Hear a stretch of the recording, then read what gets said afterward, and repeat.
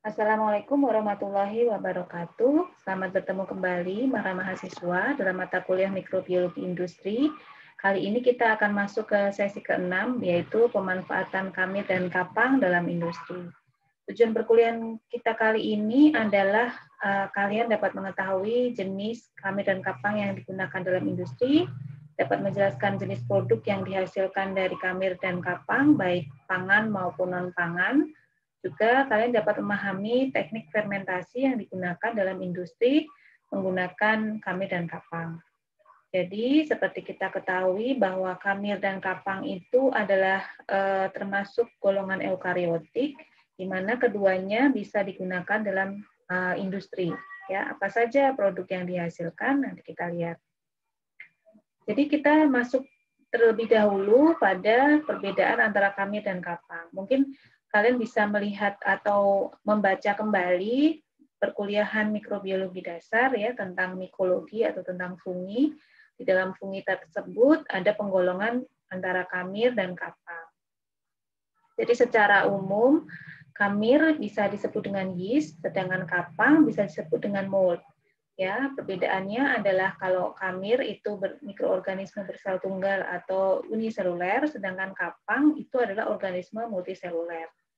Kemudian perkembangbiakannya jika kamir menggunakan tunas, sedangkan kapang menggunakan spora, ya.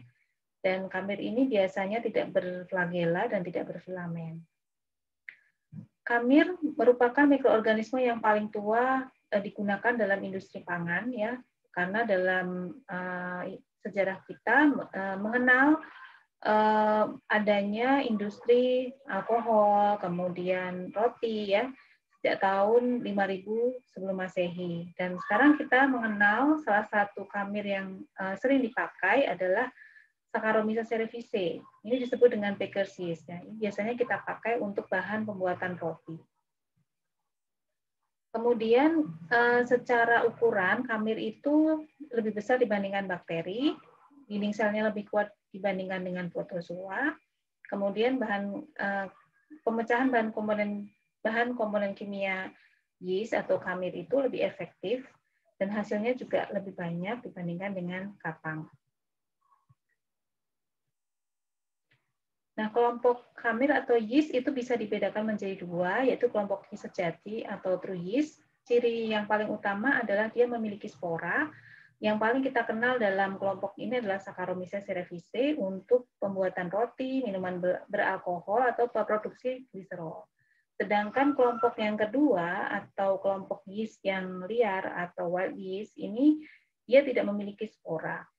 Jadi terkadang pertumbuhannya diharapkan, terkadang tidak ya dalam suatu proses fermentasi. Contohnya di sini ada Candida species. Mungkin kita sering mendengar dalam tubuh kita sebagai flora normal ya. Produksi kamir dalam bidang pangan ada bermacam-macam, mulai dari keju, yogurt, acar, dan lain-lain, pewarna. Mungkin kalian tidak familiar dengan angkak, saya sendiri juga tidak terlalu familiar dengan angkak, tetapi angkak ini adalah salah satu proses atau hasil proses fermentasi dari kamir. Kemudian ada sirup glukosa, tetapi banyak yang memperdebatkan mengenai sirup ini, kemudian sebagai pengental dan sebagai protein sel tunggal. Selain pangan, terdapat juga produk-produk yang lain, yaitu ada asam organik, larut organik, asam-asam amino, maupun peningkat cita rasa yang biasa kita pakai untuk masakan. Contohnya untuk enzim, kita mengenal ada amilase dan protease yang ternyata dihasilkan dari kamir Saccharomyces cerevisiae yang mengalami rekombinasi dengan gen dari jaringan hewan. Jadi di sini asam organik itu bisa dihasilkan dari kamir karena dihasilkan sejalan dengan pertumbuhan dari kamir tersebut ya. Contohnya adalah asam sitrat, asam asetat, dan asam laktat. Asam sitrat ini mungkin kita sering mengenalnya terkandung dalam buah jeruk ya, tetapi ternyata bisa kita buat dari mikroba ya, dari kamir. Jadi bisa dihasilkan dari Aspergillus niger dan juga beberapa kamir yang lain. Dan ini contoh kondisi optimal untuk produksi asam sitrat ya, tapi tergantung dengan masing-masing spesies. Jadi produksi asam sitrat di sini tentu saja kita harus mempersiapkan medium dan inokulum, kemudian dilakukan fermentasi dan penambahan beberapa bahan-bahan pembantu ya, kemudian mengalami pemisahan antara produk dengan bahan-bahan lain, kemudian dilakukan pemurnian sehingga dihasilkan asam sitrat. Aplikasi asam sitrat sendiri paling banyak digunakan untuk minuman ya, sekitar 45% dari total produksi, sisanya digunakan sebagai bahan tambahan makanan maupun farmasi. Nah, itu tadi adalah produksi khamir. Sedangkan kapang atau mold itu memiliki perbedaannya dengan khamir adalah dia bukan uniseluler, dia berkelompok ya, multiseluler dan terkadang memiliki struktur vegetatif yang disebut dengan miselium. Ya.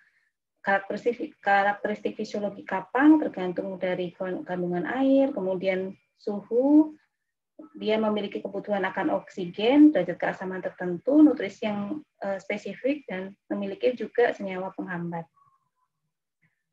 Kemudian morfologi kapang bentuknya bervariasi dari koloni yang kecil hingga membentuk struktur yang bisa dilihat dengan mata telanjang, memiliki miselium yaitu kumpulan hifa, dan di sini ada 3 jenis hifa yaitu hifa vegetatif, reproduktif, dan aerial.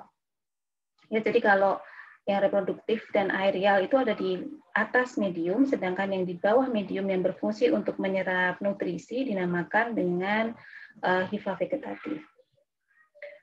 Kemudian berdasarkan ada tidaknya sekat, maka hifa itu bisa dibedakan menjadi hifa bersekat dan hifa tidak bersekat. Jadi secara morfologi kita bisa melihat kapang dalam bentuk yang makroskopis, maksudnya kita bisa melihat strukturnya ya, terlihat seperti benang-benang yang halus ya di dalam medium.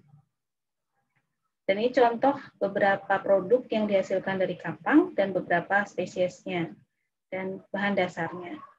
Dan ini adalah proses perkembangbiakan dari kapang secara seksual maupun aseksual ya. Kapang yang penting dalam fermentasi contohnya adalah Aspergillus niger. Ini untuk menghasilkan asam sitrat tadi ya.